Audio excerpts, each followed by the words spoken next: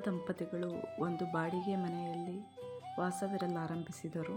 ಮರುದಿನ ಬೆಳಿಗ್ಗೆ ಪಕ್ಕದ ಮನೆಯಾಕೆ ಬಟ್ಟೆಗಳನ್ನು ಒಗೆದು ಒಣಗಿಸಲು ಹಾಕುತ್ತಿರುವುದನ್ನು ಈಕೆ ಕಿಟಕಿಯಿಂದ ನೋಡಿದಳು.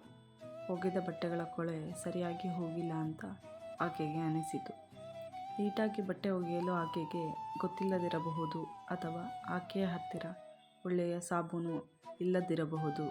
ಪಕ್ಕದ ಮನೆಯಾಕೆ ಬಟ್ಟೆಗಳನ್ನು ಒಗೆದು ಹಾಕುತ್ತಿರುವಾಗಲೆಲ್ಲ ಕಿಟಕಿಯಿಂದ ನೋಡುತ್ತಾ ವ್ಯಂಗ್ಯವಾಗಿ ತನ್ನ ಪತಿಯ ಹತ್ತಿರ ಹೇಳುತ್ತಿದ್ದಳು.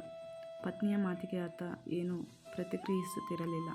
ಸುಮಾರು 1 ತಿಂಗಳ ನಂತರ ಒಂದು ದಿನ ಬೆಳಗ್ಗೆ ಕಿಟಕಿಯಿಂದ ಹೊರಗೆ ನೋಡಿದಾಗ ಒಣಗಿಸಲು ಹಾಕಿದ ಬಟ್ಟೆಗಳು ಶುಭ್ರವಾಗಿರುವುದನ್ನು ನೋಡಿ ಆಶ್ಚರ್ಯದಿಂದ ಪತಿಯ ಹತ್ತಿರ ಹೇಳುತ್ತಾಳೆ.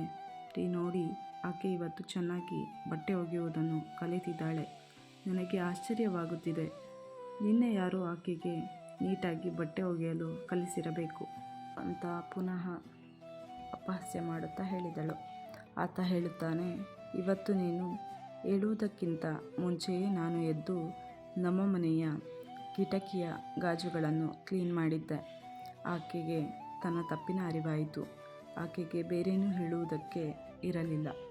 ಪಕ್ಕದ ಮನೆಯಾಕೆಯ ತಪ್ಪುಗಳನ್ನು ಈಕೆ ಕಾಣಲು ಕಾರಣ ಈಕೆಯ ಮನೆಯ ಧೂಳುಗಳಿಂದ ಕೂಡಿದ ಕಿಟಕಿಯ ಗಾಜುಗಳೇ ಆಗಿದ್ದವು. ನಾವು ಇತರರನ್ನು ನೋಡುವಾಗ ನಮ್ಮ ಮನಸ್ಸಿನ ಕಿಟಕಿಗಳ ಗಾಜುಗಳು ಶುಭ್ರವಾಗಿರಲಿ, ನಮ್ಮೊಳಗಿನ ಕಿಟಕಿಯ ಗಾಜುಗಳು ಧೂಳಿನಿಂದ ಕೂಡಿದ್ದರೆ ನಮ್ಮ ಎದುರಿಗಿರುವವರು ಎಷ್ಟೇ ಒಳ್ಳೆಯವರಾಗಿದ್ದರೂ ನಮಗೆ ಕೆಟ್ಟವರಂತೆ ಕಾಣಿಸುತ್ತಾರೆ.